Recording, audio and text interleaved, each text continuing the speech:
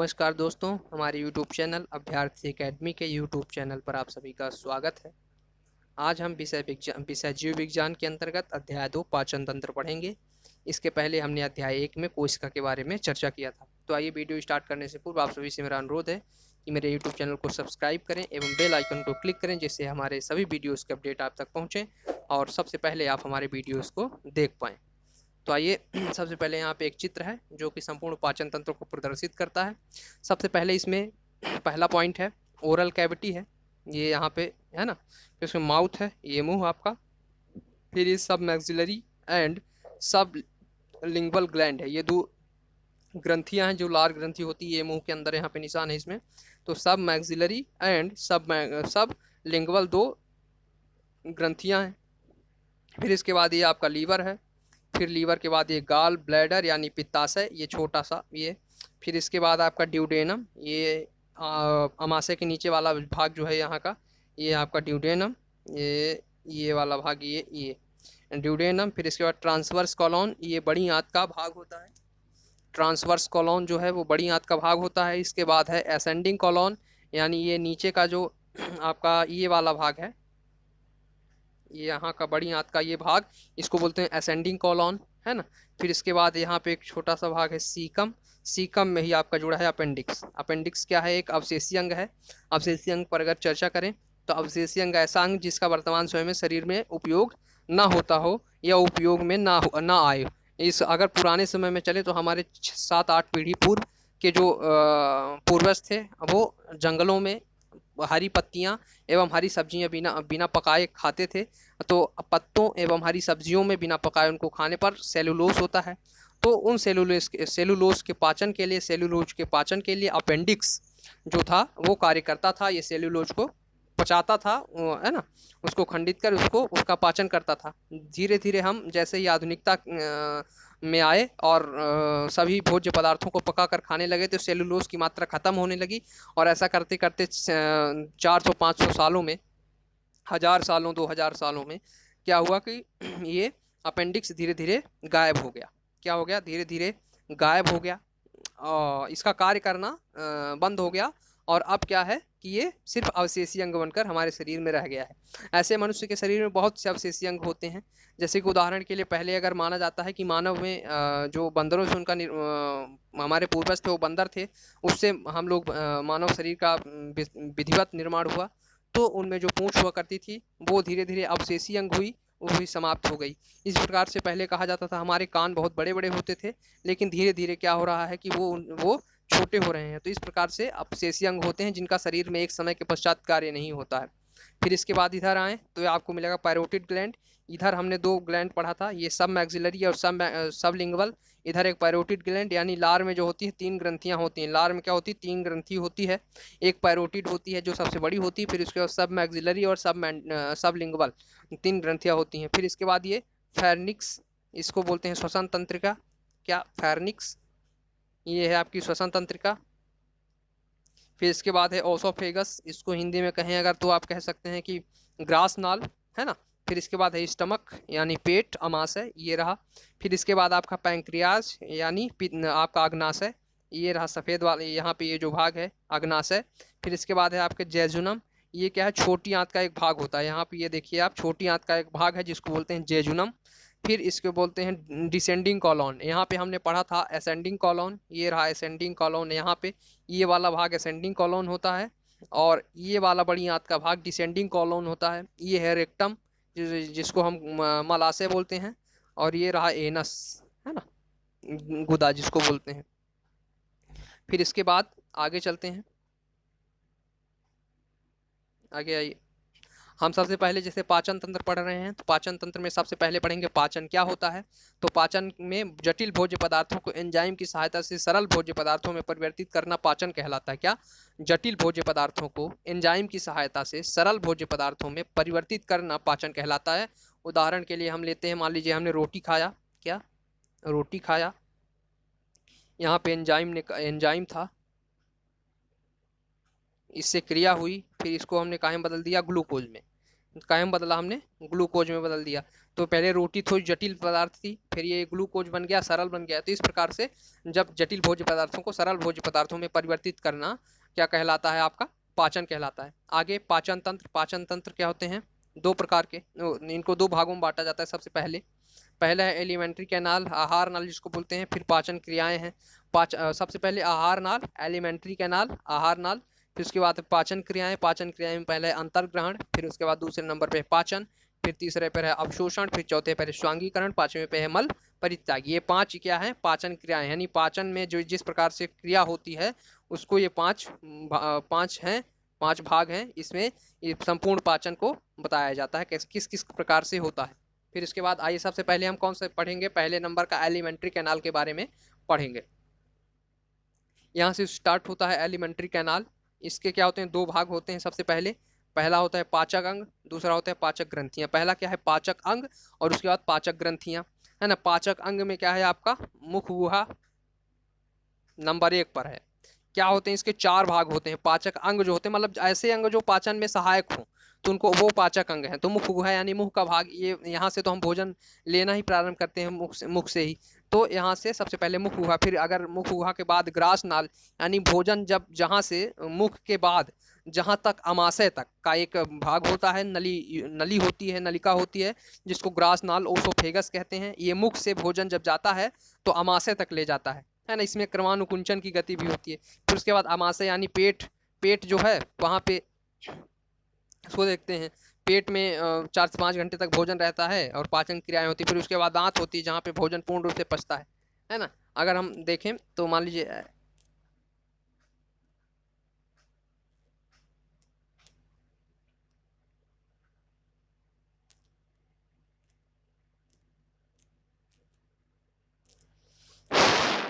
एक छोटा सा चित्र हम लोग देखते हैं।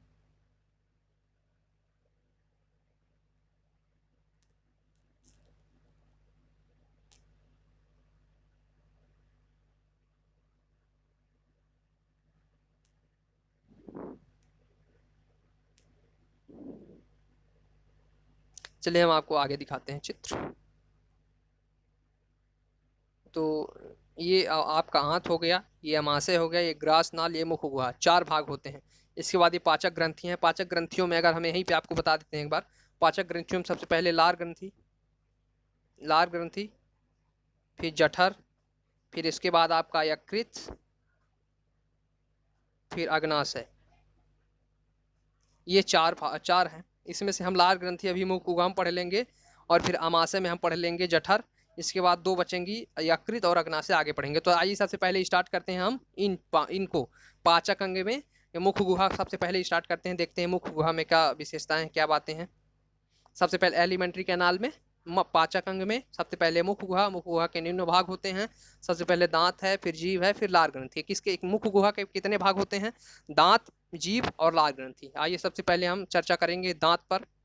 दांत, मानव का दांत कैल्शियम फास्फेट का बना हुआ होता है। पहला पॉइंट याद करने के लिए आपको, कैल्शियम फास्फेट का बना हुआ होता है। किसी दांत की आंतरिक परत को, है ना, किसी दांत का आंतरिक परत को डेंटाइन, बाहरी परत को इनेमल कहा जाता है। मान लीजिए ये एक दांत की संरचना अगर है, यहाँ पे ये अंदर ऐसे एक पदार्थ भरा हुआ होता है, ये पूरा ऐसे, और फिर दांत ऐसे बन जाता है। तो ये बाहर का भाग ये है आपका इनेमल है, और ये है आपका डेंटाइन। अंदर वाला भाग ये है डेंटाइन, और ये बाहर का भाग है आपका इनेमल, है ना। फिर आगे बात, इनेमल मानव शरीर का सबसे कठोरतम भाग होता है। यानी इनेमल शरीर में सबसे कठोर अगर कोई चीज पदार्थ है तो वह है हमारे दांत के ऊपरी वाला भाग, इनेमल। दांतों की संख्या वयस्कों में 32 होती है, और बच्चों में कितनी होती है? 24। बच्चों में इतनी होती है 24, चूंकि उनमें अग्र चवर्णक 8 दांत नहीं होते हैं, तो बच्चों में 24 दांत होते हैं। आगे ये रहा आपके दांत की संरचना है। यहाँ पे इस प्रकार से दांत की गिनती होती है। वैज्ञानिक गणना की जाती है दांतों की इस प्रकार से। ये बहुत काम का नहीं है, बस एक चित्र के रूप में आप लोग देख सकते हैं इसको। फिर उसके बाद आगे चलते हैं। ये मनुष्य के जीवन काल में क्या 20 दांत दोबारा आते हैं। अर्थात मान लीजिए हमारी अगर ये दांत है, तो ये क्या होता है कि एक दूध के दांत होते हैं जो एक समय काल में छोटे बच्चों में आते हैं, फिर उसके बाद ये टूट जाते हैं। तो जब दूध वाले दांत होते हैं, कितने दांत होते हैं? 20 दांत आते हैं। 20 दांत आते हैं, और 20 दांत फिर टूट जाते हैं धीरे धीरे। फिर ये फिर से 20 दांत आते हैं और 12 दांत अलग से और आते हैं, है ना। तो ये कितने दांत हो जाते हैं? 32। तो 20 दांत क्या होते हैं? दोबारा फिर से शरीर में आते हैं। जब जब दांत आने लगते हैं तो एक साथ 12 दांत आते हैं। एक साथ कितने दांत आते हैं मानव शरीर में? 12 दांत आते हैं। फिर उसके बाद दांतों के प्रकार देखेंगे। सबसे पहले कृंतक, इंसीजर, रत्नक, कैनाइन, चवर्णक, फिर प्रीमोलर, अग्रचवर्णक, चवर्णक, प्रीमोलर, अग्रचवर्णक, मोलर। क्या? कृंतक यानी इंसीजर, रत्नक यानी कैनाइन, चवर्णक यानी प्रीमोलर, अग्रचवर्णक यानी मोलर। चार दांतों की 4 प्रकार होते हैं। आइए एक एक को देखते हैं, इनकी क्या कार्य होते हैं। सबसे पहले हम देखेंगे कृंतक। क्या? कृंतक, इसको अंग्रेजी में कहते हैं इंसीजर, अंग्रेजी में बोलते हैं इंसीजर। कृंतक ये दांत भोजन को काटने का कार्य करते हैं। जब हम कोई भी चीज़ खाते हैं, जैसे रोटी खाते हैं, सबसे पहले आगे वाले दांतों से काटते हैं। आगे के जो 2 दांत ऊपर नीचे होते हैं, 4 दांत नीचे 4 दांत ऊपर होते हैं, यही ये हमारे क्या होते हैं कि ये भोजन काटने का काम करते हैं। सामने के दांत, इनकी संख्या कुल मिलाकर 8 होती है। 4 नीचे 4 ऊपर, तो इनकी संख्या कितनी होती है? 8 नहीं, सॉरी, हाँ ठीक है, इनकी संख्या कितनी होती है? 8 होती है। फिर उसके बाद नंबर 2 पे है रदनक। क्या है नंबर 2 पे? रदनक। ये दांत भोजन को चीरने या फाड़ने का कार्य करते हैं। इनकी संख्या कितनी होती है? 4 होती है। कितनी होती है इनकी संख्या? 4 होती है। रदनक की संख्या 4 होती है। ये जस्ट उसके क्या कहते हैं, आपके कृंतक के बगल वाले भाग होते हैं। आगे हम दांत के चित्र में देखेंगे। तो ये हमने क्या, रदनक 4 होते हैं इनकी संख्या। फिर उसके बाद अग्रचवर्णक यानी प्रीमोलर, सॉरी यहाँ पे संख्या क्रम गलत हो गया, यहाँ पे चवर्णक होगा फिर अग्रचवर्णक होगा। यह दांत भोजन को पीसने का कार्य करते हैं। क्या? यह दांत भोजन को पीसने का कार्य करते हैं। इनकी संख्या 8 होती है। कितनी होती है? इनकी संख्या 8 होती है। फिर उसके बाद चवर्णक, यह दांत भोजन को पीसने का कार्य करता है। इसकी संख्या 12 होती है। क्या? इसकी, यह दांत भोजन को क्या करते हैं? पीसने का काम करते हैं। इनकी संख्या कितनी होती है? 12 होती है। इनकी संख्या कितनी होती है? 12 होती है। फिर उसके बाद सबसे पहले ये रहा इंसीजर आपका, है ना। इंसीजर, इंसीजर कितनी संख्या है? 1 और 2, यानी 2 दांत हैं इंसीजर में। तो 2 दांत इधर हैं, 2 दांत इधर, तो 4 हो गए, 4 ऊपर होंगे 8, है ना। ये रहा आपका कैनाइन यानी रदनक, 1 दांत इधर, 1 दांत इधर, 2 दांत इसी प्रकार से, एक उधर 2, यानी 4 दांत इसके हो गए। फिर इसके बाद ये है प्रीमोलर हैं आपके। प्रीमोलर 1 और 2, प्रीमोलर 2 इधर हैं, 2 इधर, और ऐसे ही 2 2 उधर 4, तो कुल मिला के 4 नीचे 4 ऊपर 8।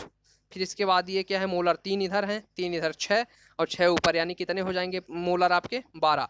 तो इंसीजर 4 दूनी 8, कैनाइन 4, 1 इधर 1 इधर, 2 ऊपर, तो 4। इसके बाद प्रीमोलर, प्रीमोलर आपके 2 यहाँ 2 इधर और 2 4 ऊपर, तो ऐसे प्रकार से 4 नीचे 4 ऊपर 8। फिर इसके बाद 3, ये 3 1 2 3, 3 मोलर हो गया आपका। ये 3 नीचे 6 नीचे 6 ऊपर 12। इसके बाद आगे बच्चों में अग्रचवर्णक दांत नहीं होते। क्या? अग्रचवर्णक दांत नहीं होते। इनके कारण इनमें दांतों की संख्या कितनी होती है?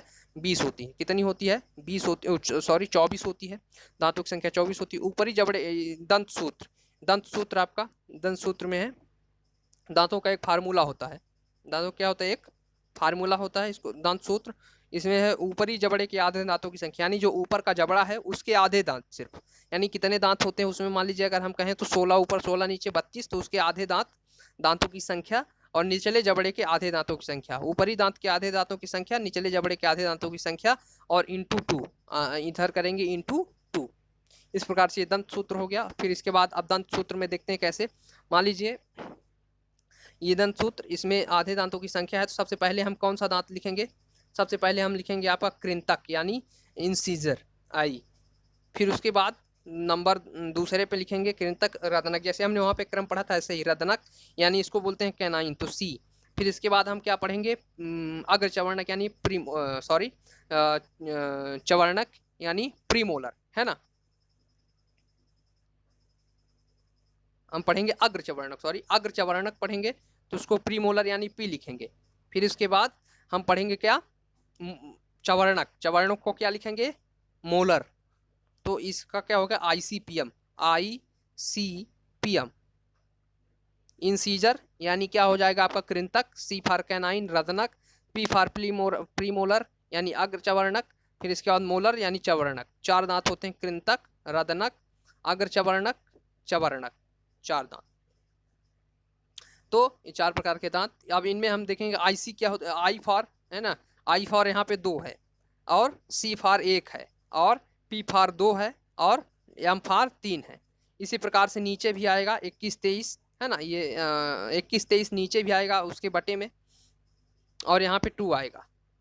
फिर बच्चों में क्या होगा, 2102, यहाँ पे इनके में हमने पहले ही पीछे पढ़ा था, ये पढ़ा है कि इनमें अग्रचवर्णक दांत नहीं होते बच्चों में, ये अग्रचवर्णक दांत नहीं होते हैं, ये लिखा है। तो इस प्रकार से यहाँ पे जो आपका ये संख्या है पी, जो है प्रीमोलर वाला पी वाला भाग, तो पी वाला भाग क्या आता है, 2 है, यहाँ पे 2 है, लेकिन इनमें अग्रचवर्णक 0 है, इनमें अग्रचवर्णक 2, इनमें 0। तो इनकी संख्या बच्चों में क्या हो जाएगी दांतों की, 2102 बटे 2102। यहाँ पे थोड़ा सा ये आगे पीछे हो गया है, लेकिन आप लोग समझेंगे। 2102 बटे 2102। इसी प्रकार से 2123 बटे 2123 इंटू 2, यहाँ पे भी इंटू 2 होगा, क्या यहाँ पे भी इंटू 2, है ना। दांतों की फार्मूला है, इसको एक बार हम लिख देते हैं। आप लोग बैस्क में सूत्र क्या हो गए, 2123 बटे 2123 बच्चों में इंटू 2, बच्चों में क्या होगा 2102 बटे 2102, इधर गुणे 2, है ना, इधर क्या हो जाएगा गुणे 2, है ना। तो इस प्रकार से अब आगे सबसे वयस्कों में दांतों की संख्या एक एक को देखते हैं कितने दांत होते हैं। तो सबसे पहले है आई फॉर इंसीजर यानी कृंतक, ये कितने 8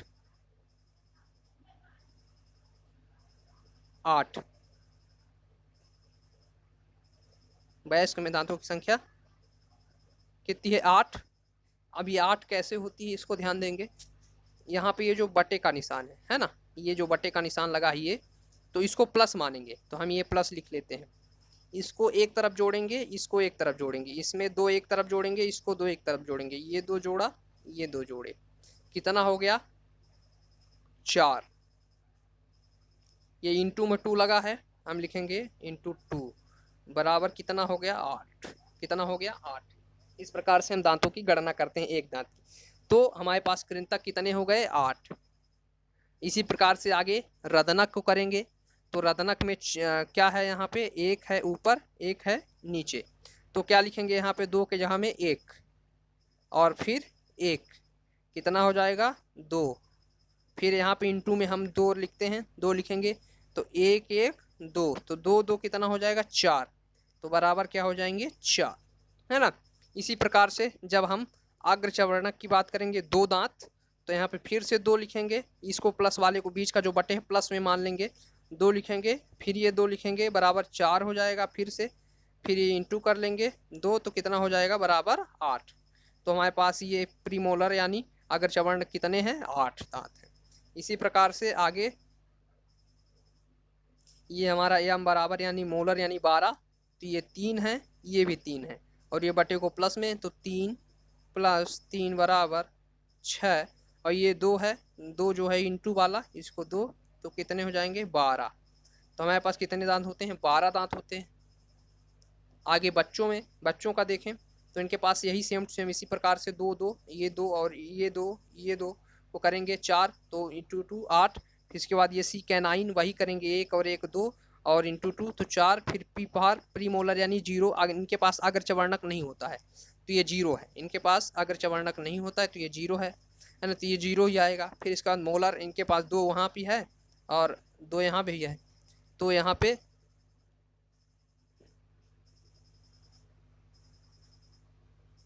आपके कितना हो जाएगा 2 और 2, तो कितने 4, 2 2 2 धन 2 बराबर 4, तो 4 गुणे 2 कितने हो जाएंगे 8, है ना।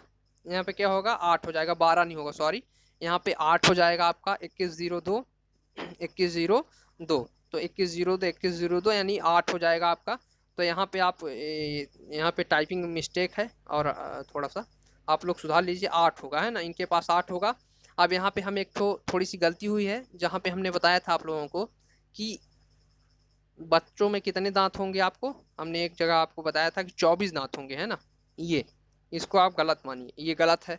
यहाँ पे पहले कितने होंगे 4, आई कितना होगा, इंसीजर 4 होगा, कैनाइन क्या होगा 8 होगा, प्रीमोलर 0 होगा, तो 8 और 4 12 हो गए, और फिर जो आपका एम फॉर मोलर है वो भी कितना होगा 8 होगा, तो 8 4 12 12 8 20, तो बच्चों में कितने दांत होंगे? सिर्फ 20 दांत होंगे।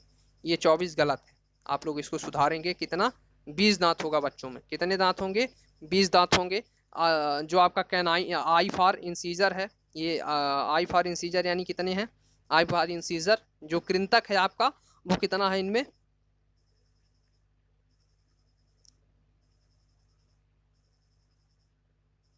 कृंतक 8 है, कैनाइन 4 यानी रदन कृंतक 8, फिर उसके बाद रदनक 4, प्रीमोलर 0 और मोलर 8। कितना? मोलर 8। तो 8 4 12, 12 8 20। तो बच्चों में कितने दांत होंगे? 20 दांत होंगे। यहाँ पे 12 गलत हो गया था, है ना। तो 2102 बट 2102 गुणे 2, है ना। ये इनका फार्मूला होगा बच्चों का। और वयस्कों का फार्मूला होगा 2123 बटे 2123 गुणे 2, है ना। ये अगर इसको सूत्र के रूप में पूछे तो ICPM बटे ICPM गुणे 2। आगे देखते हैं। आगे जीभ। सबसे पहले हम दूसरे नंबर पर पढ़ेंगे जीभ। मुख गुहा के फर्श पर स्थित एक मोटी मांस की बनी संरचना होती है। क्या? मुख गुहा के फर्श पर स्थित एक मोटी मांस की बनी संरचना होती है। जीभ के ऊपरी सतह पर कई छोटी छोटी स्वाद कलिकाएं होती हैं। क्या? स्वाद कलिकाएं होती हैं, जिससे मनुष्य को विभिन्न स्वाद जैसे मीठा, खट्टा, कड़वा प्राप्त होता है। आइए एक एक स्वाद कलिकाएं को देखते हैं। जीभ के अग्रभाग से मीठे का स्वाद आता है, आगे वाले भाग से मीठे का स्वाद। जीभ के पश्च भाग से क्या होता है? कड़वे का स्वाद आता है। और जीभ के बगल वाले भाग से खट्टे का स्वाद आता है। जीभ के बगल वाले भाग से खट्टे का स्वाद आता है। इस प्रकार से जीभ हो गई हमारी। फिर उसके बाद है लार ग्रंथि। चलिए एक आपको थोड़ा सा चित्र दिखाते हैं जीभ का। वैसे ही ये जीभ है, ये आगे का भाग है। यहाँ से क्या आएगा? आपको मीठा का स्वाद आएगा। फिर इसके बाद पश्च भाग, ये पीछे का भाग है, ये वाला भाग, यहाँ से आपके कड़वे का स्वाद आएगा। फिर इसके बाद आपको बगल का भाग है, ये बगल के भाग हैं, ये दोनों बगल के भाग हैं। यहाँ पे आपको दोनों तरफ क्या आएंगे? खट्टे का स्वाद आएगा, है ना। आगे आइए। आगे लार ग्रंथि। तीसरे नंबर पे हम क्या पढ़ेंगे? लार ग्रंथि। हमने जब मुख गुहा स्टार्ट किया था, मुख गुहा में सबसे पहले हमारी क्या थे? दांत थे, हमने पढ़ा था। आइए दिखा देते हैं आपको एक बार, जैसे कॉन्सेप्ट क्लियर रहे, कॉन्सेप्ट में दिक्कत ना आए।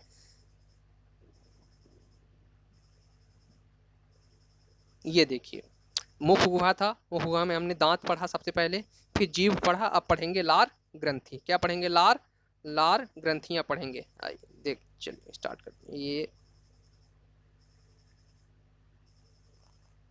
जीभ हो गई, ये रहा लार ग्रंथि।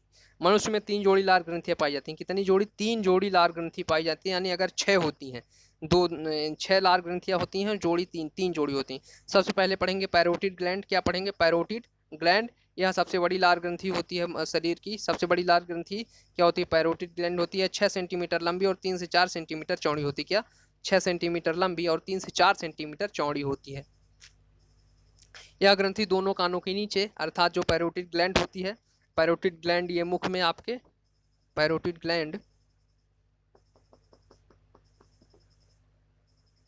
तो यहाँ पे मान लीजिए अगर आपका यहाँ कान है तो यहाँ ये नीचे पैरोटिड ग्लैंड पाई जाती है। क्या? पैरोटिड ग्लैंड पाई जाती है यहाँ से, इधर से ये मुख के अंदर वाले भाग से यहीं पे ऐसे पैरोटिड ग्लैंड होती है।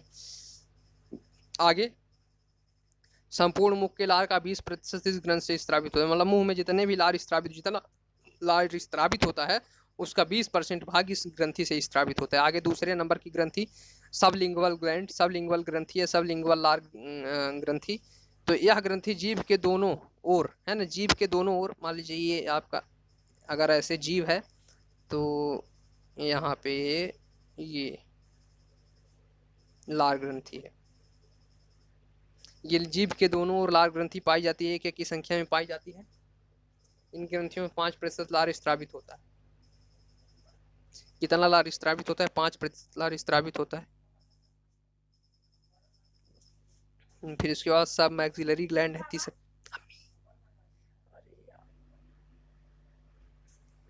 हम तीसरे नंबर की हमारी जो लार ग्रंथि है सब मैक्सिलरी ग्लैंड।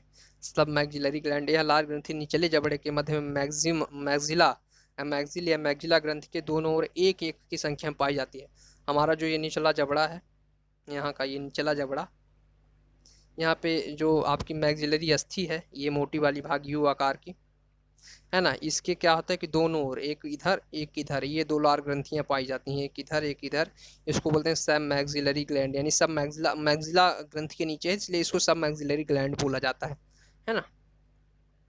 इसके बाद आगे वाले में देखते हैं लार में पाए जाने वाले एंजाइम। लार में कुछ एंजाइम पाए जाते हैं जो कि भोज्य पदार्थों के पाचन में सहायक होते हैं। तो आइए सबसे पहले पहला नंबर का है टाइलिन एंजाइम। सबसे पहला कौन सा है? Ptyalin enzyme. यह एंजाइम भोजन में उपस्थित स्टार्च, क्या सबसे स्टार्च को, भोजन में उपस्थित स्टार्च को माल्टोज शर्करा में अपघटित करता है। क्या? माल्टोज शर्करा में अपघटित, माल्टोज शर्करा में अपघटित करता है टाइलिन एंजाइम। यह एंजाइम भोजन में उपस्थित स्टार्च को माल्टोज शर्करा में अपघटित करता है। काहे में? यह एंजाइम भोजन में उपस्थित माल्टोज शर्करा को उपस्थित स्टार्च को माल्टोज शर्करा में क्या कर अपघटित करता है या परिवर्तित करता है, टाइलिन। फिर इसके बाद दूसरे नंबर का है लाइसोजाइम एंजाइम। क्या है लाइसोजाइम एंजाइम? इसके द्वारा भोजन में उपस्थित हानिकारक जीवाणुओं को नष्ट कर दिया जाता है। क्या लाइसोजाइम क्या करता है? जैसे मुख में हम भोजन अंदर करते हैं, मुख से अंदर करते हैं, ऐसे ही लाइसोजाइम एंजाइम लार से निकलकर भोजन में आता है और उसमें हानिकारक जो जीवाणु होते हैं उनको नष्ट कर देता है, जिससे शरीर को हानि न पहुंचे या शरीर में संक्रमण ना हो। इसके अतिरिक्त लार में बहुत सारे एंजाइम एवं अन्य पदार्थ पाए जाते हैं। तो जो लार में पाए जाने वाले अन्य पदार्थ हैं, ये सब क्या कहते हैं कि बफर का कार्य करते हैं। बफर यानी ये भी उसी में सहायक होते हैं भोजन को पचाने में। फिर इसके बाद हमारा दूसरे नंबर का है ग्रास नाल। अब ये ग्रास नाल को आइए देखते हैं कहाँ पर था। ये दूसरे नंबर का है,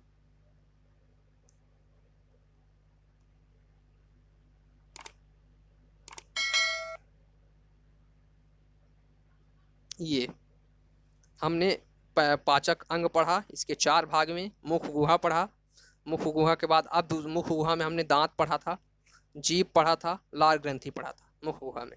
फिर इसके ग्रास नाल में अब पढ़ेंगे दूसरे नंबर पे, ये ग्रास नाल पढ़ेंगे। इसके बाद तीसरे नंबर पे अमाशय, चौथे पे आंत पढ़ेंगे। तो आइए सब स्टार्ट करते हैं। हम देखते हैं ग्रास नाल, क्या देखेंगे? ग्रास नाल। ये रहा ग्रास नाल आपका, जिसको ऑसोफेगस बोला जाता है। यह आपके मुख, यह क्या होता है कि आपके मुख से, मुख वाले भाग से ये आता है ऐसे, ये एक श्वसन तंत्र का, ये आपका ऑसोफेगस, और ये अमाशय में मिल जाता है। क्या हो जाता है? अमाशय में मिल आके, अमाशय, ऑसोफेगस जो होता है ये अमाशय में आके मिलता है। यहाँ से ये मुख से भोजन आता है अमाशय में। तो ये अमाशय के ऊपर वाला भाग और मुख के नीचे वाला भाग होता है, बीच का भाग होता है ग्रास नाल। इसमें क्या होता है? ग्रास नाल यह लगभग 25 सेंटीमीटर लंबी एक सक्रिय पेशीय नली होती है। यह मुख के पीछे वाले भाग से प्रारंभ होकर अमाशय तक जाती है। कहाँ तक जाती है? मुख के पीछे वाले भाग से प्रारंभ होकर अमाशय तक जाती है। इससे भोजन मुख से अमाशय तक पहुँचता है। इस नली में भोजन के पाचन की क्रिया नहीं होती, यानी भोजन पचता नहीं है, सिर्फ अमाशय तक भोजन जाता है ग्रास नाल से, है ना। फिर इसके बाद हमारा है अमाशय। सी नंबर का हमने वहाँ पे देखा, सी नंबर में अमाशय यानी पेट पढ़ेंगे, स्टमक पढ़ेंगे। अमाशय में भोजन लगभग 4 से 5 घंटे तक रहता है। कितने घंटे तक? 4 से 5 घंटे तक रहता है। अमाशय में भोजन पहुँचने पर पाइलोरिक ग्रंथियों से जठर रस निकलता है। कौन सा रस निकलता है? जठर रस निकलता है। यह हल्के पीले रंग का अम्लीय द्रव्य होता है जो कि भोजन को अम्लीयता प्रदान करता है ना, और अम्लीयता प्रदान करता है। अमाशय में ऑक्सेंटिक कोशिकाओं से हाइड्रोक्लोरिक अम्ल निकलता है। किन कोशिकाओं से निकलता है? ऑक्सेंटिक कोशिकाओं से हाइड्रोक्लोरिक अम्ल निकलता है, जो कि भोजन के साथ आए हुए जीवाणुओं को नष्ट कर देता है और एंजाइम क्रिया को तीव्र कर देता है ना। क्लोरिक अम्ल निकलता है, यह जीवाणुओं को नष्ट करता है और एंजाइम की क्रिया को तीव्र करता है। इसके बाद अमाशय से निकलने वाले जठर रस में, है ना, जो जठर रस होती है, जठर ग्रंथि कहें, जठर रस में पेप्सिन एवं रेनिन एंजाइम पाए जाते हैं। कौन कौन से? इसको आगे हम ग्रंथि में पढ़ेंगे तो यहीं पे पढ़ लेते हैं। जठर ग्रंथि जो होती है, इससे पेप्सिन और रेनिन एंजाइम निकलते हैं। क्या? पेप्सिन और रेनिन एंजाइम निकलते हैं, पाए जाते हैं। तो सबसे पहले देखेंगे पेप्सिन। यह प्रोटीन को खंडित कर सरल पदार्थ पेप्टोन्स में परिवर्तित करता है। क्या? प्रोटीन को पहले खंडित करता है, फिर सरल पदार्थ पेप्टोन्स में परिवर्तित कर देता है। यह प्रोटीन को खंडित कर सरल पदार्थ में परिवर्तित करता है। सरल पदार्थ वो कौन सा होता है? पेप्टोन्स में परिवर्तित कर देता है। रेनिन, यह दूध में घुली हुई प्रोटीन कैसिनोजिन को ठोस प्रोटीन कैल्शियम पैराकैसिनेट में बदलता है।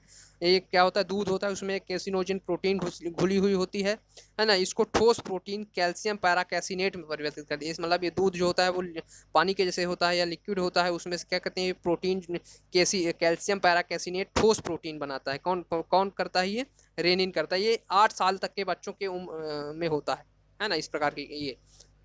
आगे सब फिर उसके बाद हम नंबर सी के बाद डी पढ़ेंगे, आंत है ना, ये हमारे क्या है, पाचन पाचक अंग है। आंत में पाचन होता है, पाचक अंग में हमने सबसे पहले मुख गुहा पढ़ा था, फिर उसके बाद ग्रास नाल पढ़ा, फिर तीसरे नंबर पे हमने अमाशय पढ़ा, चौथे नंबर पे पढ़ेंगे आपका डी में पढ़ेंगे आंत।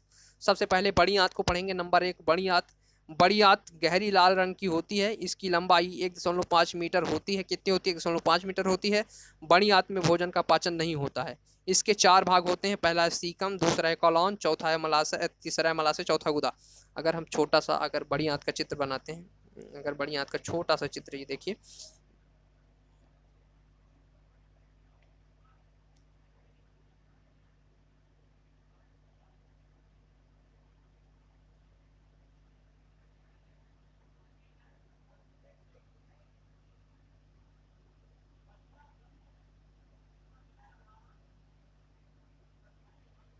यहाँ पे थोड़ा सा गड़बड़ हो गया है चित्र। चलिए हम आगे दिखाते हैं आपको चित्र इसका। इसकी क्या होती है, इसमें एक होता है सीकम, कोलॉन, मलाशय, गुदा। बड़ी आंत में भोजन का पाचन नहीं होता, इसके 4 भाग होते हैं। आइए देखते हैं, ये रहा आपका बड़ी आंत का चित्र, ये रहा बड़ी आंत का चित्र, इसके अंदर ये छोटी आंत। तो सबसे पहले बड़ी आंत में हमने क्या पढ़ा था, सबसे पहला भाग सीकम, ये रहा आपका सीकम, ये रहा आपका सीकम। क्या है ये, सीकम यहाँ पे है। फिर उसके बाद हमने क्या पढ़ा था, सीकम के बाद हमने क्या पढ़ा था, कॉलॉन, है ना। सीकम के बाद नंबर 2 पे है कॉलॉन, तो कॉलॉन को पढ़ते हैं। ये देखिए यहाँ पे लिखा है ट्रांसवर्स कॉलॉन। कॉलॉन जो होता है वो 3 भाग होते हैं। ट्रांसवर्स कॉलॉन ये ऊपर का पूरा भाग अमाशय का, यहाँ से लेकर यहाँ से शुरू होता है, यहाँ से, और ये ऐसे ऐसे यहाँ तक का ये पूरा ट्रांसवर्स कॉलॉन होता है। फिर इसके बाद है असेंडिंग कॉलॉन, है ना, ये रहा असेंडिंग कॉलॉन, अवरोही। ये रहा असेंडिंग कॉलॉन। असेंडिंग कॉलॉन जो होता है, असेंडिंग कॉलॉन, ये यहाँ से पूरा ये वाला भाग होता है, असेंडिंग कॉलॉन होता है। फिर इसके बाद ये रहा तीसरे नंबर का डिसेंडिंग कॉलॉन, ये वाला भाग डिसेंडिंग कॉलॉन कहलाता है। अमाशय का बड़ी आंत का ये वाला भाग बड़ी आंत का डिसेंडिंग कॉलॉन कहलाता है। इसके बाद था मलाशय यानी रेक्टम, ये रहा आपका रेक्टम यहाँ पे ये। फिर इसके बाद एनस यानी गुदा, ये रहा अंतिम गुदा। ये 4 भाग, ये आपके 4 भाग हो गए। पहला हो गया क्या, सीकम, है ना। फिर उसके बाद दूसरे नंबर का हो गया आपका ये ट्रांसवर्स कॉलॉन और असेंडिंग कॉलॉन और डिसेंडिंग कॉलॉन। ये 3 मतलब तीनों एक ही हैं, इसको अलग अलग फिर उसके बाद बांटते हैं। फिर उसके बाद ये तीसरे नंबर का हो गया रेक्टम, चौथे नंबर का हो गया एनस। ये 4 भाग होते हैं बड़ी आपके बड़ी आंत का। फिर आगे छोटी आंत देखेंगे। अब छोटी आंत आहार नाल का सबसे बड़ा भाग होता है। छोटी आंत जो होती है ये आपकी, ये यहाँ से आहार नाल से जुड़ी हुई होती है।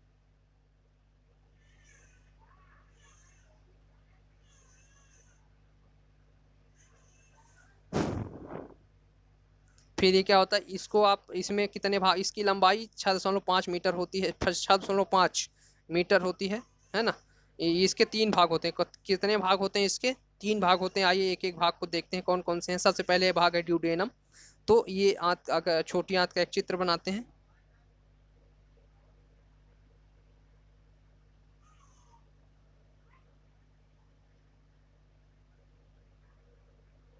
ये ऊपर इसको बोलते हैं ड्यूडेनम। ड्यूडेनम क्या है, ये ऊपर वाला भाग ये है आपका ड्यूडेनम। ड्यूडेनम इसकी लंबाई 25 सेंटीमीटर होती है। ऊपर यह ऊपर अमाशय से जुड़ा हुआ भाग होता है और छोटी आंत तक आता है। इसमें भोजन का पाचन नहीं होता है, क्रमानुकुंचन गति होती है। यहाँ पे क्या होती है, क्रमानुकुंचन गति होती है। यह अग्नाशयी एवं पित्ताशयी रसाकर मिलते हैं। इसमें क्या होता है कि यहाँ पे आपके लीवर और यहाँ पे अग्नाशय होती है दोनों तरफ। तो यहाँ से लीवर रस आता है, यहाँ से अग्नाशयी रस आता है, दोनों मिलते हैं भोजन में और फिर छोटी आंत में आते हैं। फिर आगे जेजुनम, है ना। फिर यहाँ से चित्र आपको दिखाएं अगर,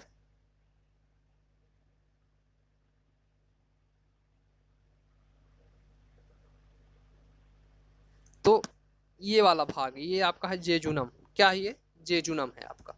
इसकी लंबाई 1.5 से 2.5 मीटर होती है, यानी 1.5 से 2.5 मीटर तक होती है। यह आंतरिक रस स्त्रावित होता है, जिसमें निम्न एंजाइम पाए जाते हैं। यहाँ पे ये वाले भाग में क्या आता है, ये जो जेजुनम का भाग है, यहाँ पे आंत्रीय रस यानी आंत से निकलने वाले रस आते हैं, जो कि जिनमें कुछ एंजाइम पाए जाते हैं। उन एंजाइम के बारे में देखते हैं। सबसे पहला है पेप्टाइडेज एंजाइम। पहला पेप्टाइडेज एंजाइम, यह एंजाइम पॉलीपेप्टाइड और पेप्टोन को क्या पॉलीपेप्टाइड और पेप्टोन को अमीनो एसिड में परिवर्तित करता है। यह क्या है, आपका प्रोटीन है। प्रोटीन का एक अन्य भाग जो उसका आकार परिवर्तित होता है, उसका जो हम परिवर्तन होता है उसमें, तो पॉलीपेप्टाइड और पेप्टोन में होता है। किसमें, पॉलीपेप्टाइड और पेप्टोन में होता है। और इसको क्या करता है, ये जब पेप्टाइडेज एंजाइम होता है, ये अमीनो अम्ल में बदल देता है। किसमें बदल देता है, अमीनो अम्ल में इसको बदल देता है। आगे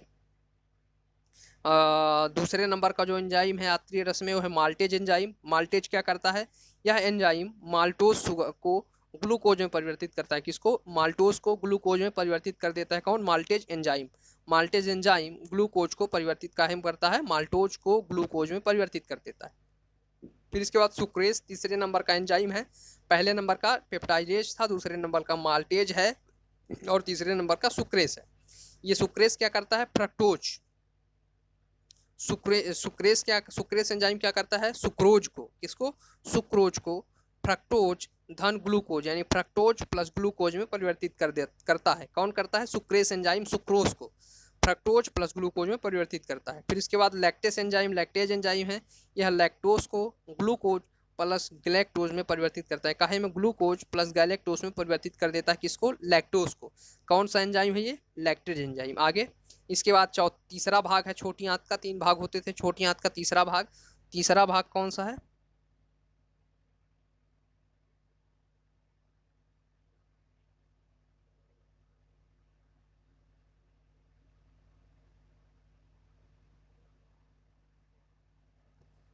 ये जो आपका भाग है इसको बोलते हैं इलियम।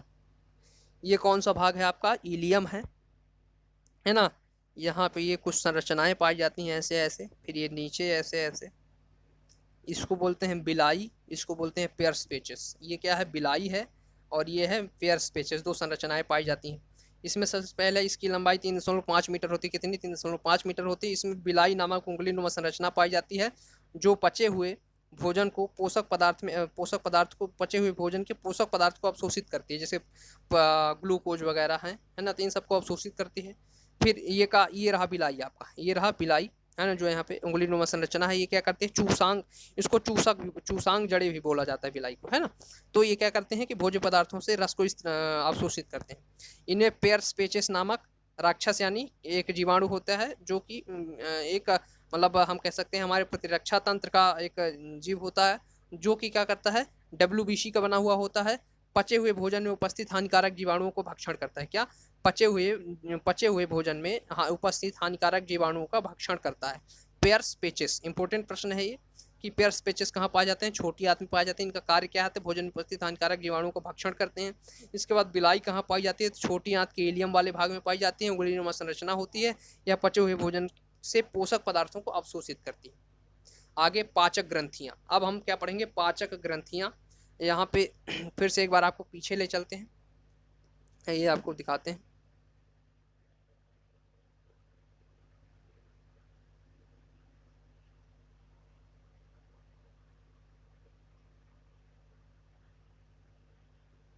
ये रहा ना, एलिमेंट्री कैनाल हम पढ़ रहे थे, शुरू में ही पढ़ रहे थे। उसमें हमने क्या पढ़ा, सबसे पहले पाचक अंग पढ़ा था। पाचक अंग में ये सब हो गया, आंत वगैरह हो गई। अब इसके बाद भाग इसके दूसरे पे आएंगे, पाचक ग्रंथियां। पाचक ग्रंथियां में हमने बात की थी कि इसमें क्या होगी, लार होगी, जठर होगी, यकृत होगा, और अग्नाशय होगी। तो हम क्या करें थे, लार ग्रंथि यहाँ मुख गुहा में पढ़ लिए। फिर आपका ये जठर जो है, इसको हमने अमाशय में पढ़ लिया। ये हाँ, अमाशय में पढ़ा हम, जहाँ पढ़ रहे थे कि जठर रस या जठर रस में पेप्सिन रेनिन एंजाइम पाए जाते हैं, वही यहाँ से हमने जठर ग्रंथि पढ़ ली। अब हम पढ़ेंगे यकृत और अग्नाशय। हमारे पास 2 बच्चे हैं पढ़ने के लिए, तो इसको पढ़ेंगे आगे। ये देखते हैं।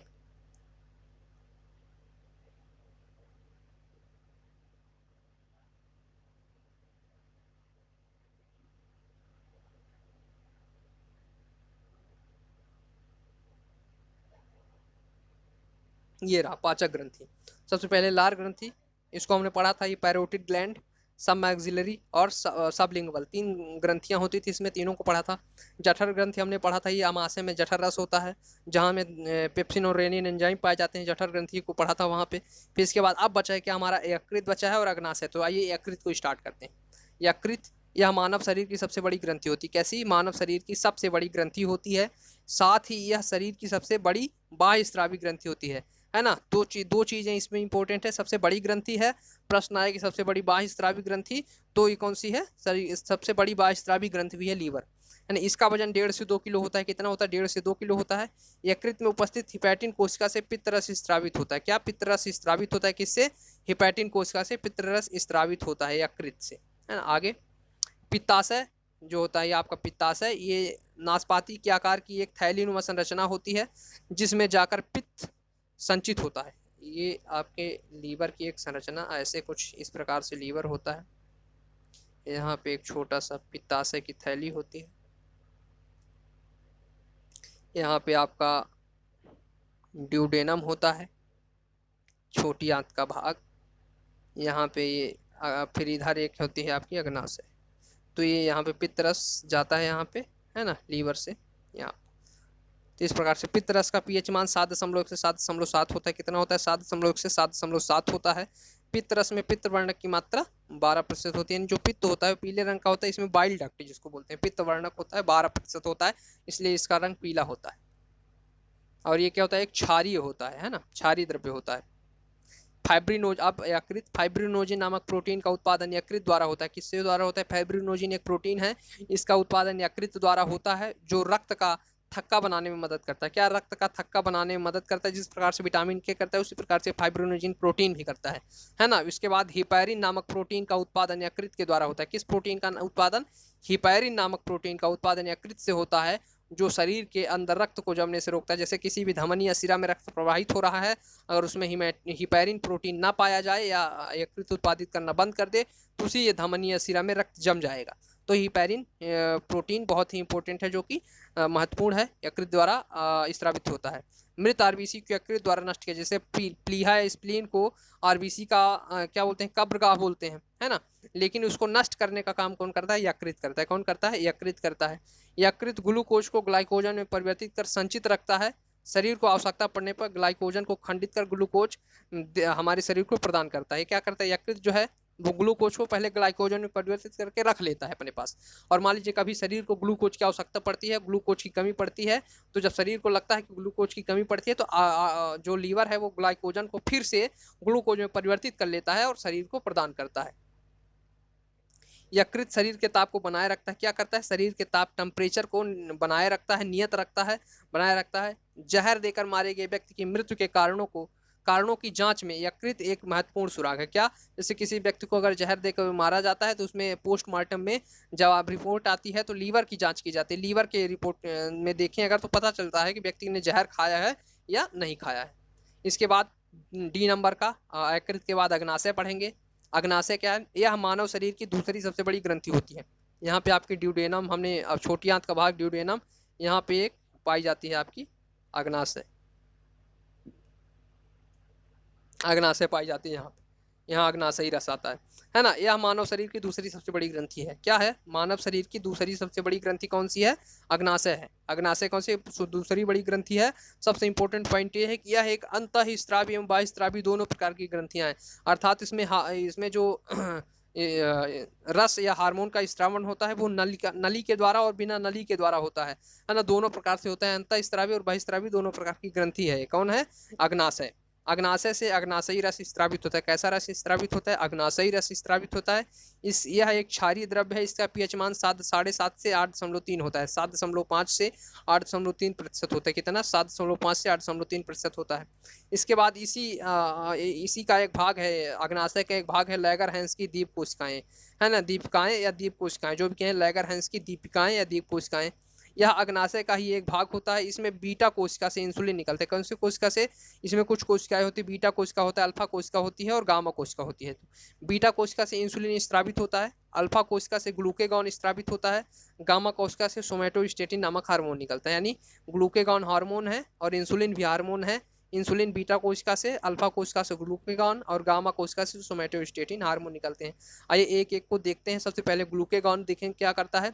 यह ग्लाइकोजन को पुनः ग्लूकोज में परिवर्तित करता है, अर्थात जो कार्य हमने यकृत करता है वही कार्य ये ग्लूकेगॉन हार्मोन भी करता है ना। कौन करता है? ग्लूकेगॉन हार्मोन भी करता है।